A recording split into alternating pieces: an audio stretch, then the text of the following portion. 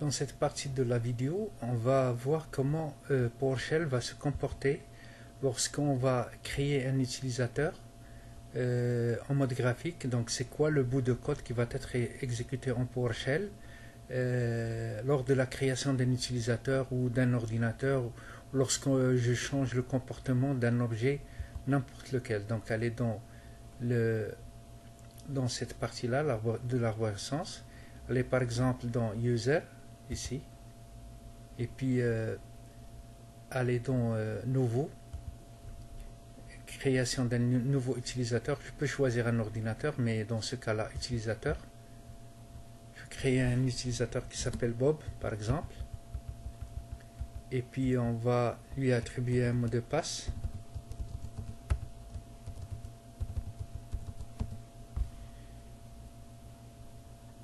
Une fois terminé, je dois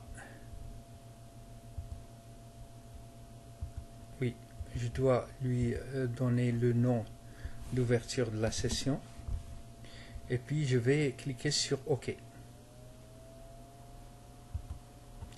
Et voilà, lorsque je clique ici sur l'historique de PowerShell, je vois le code qui a été exécuté pour créer l'utilisateur.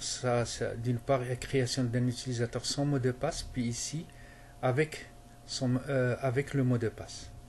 Donc, et ici, vous voyez que dans cette partie-là, regardez cette partie-là, vous voyez comment on peut, par exemple, activer l'utilisateur, et on peut, par exemple, effacer tout et puis supprimer l'utilisateur. Vous voyez, voilà le bout de code qui a été le bout de code PowerShell qui a été exécuté pour accomplir cette tâche-là. Donc vous pouvez ajouter d'autres choses, par exemple un ordinateur ici. Vous pouvez ajouter un nouveau ordinateur et vous allez mettre par exemple lon-pc1 et OK, et vous voyez ici New Add Computer, et ce bout de code là vous pouvez le copier et puis lancer par exemple Notepad et le coller et l'utiliser par exemple dans un environnement en mode core. C'est tout ce qu'il y a pour cette partie.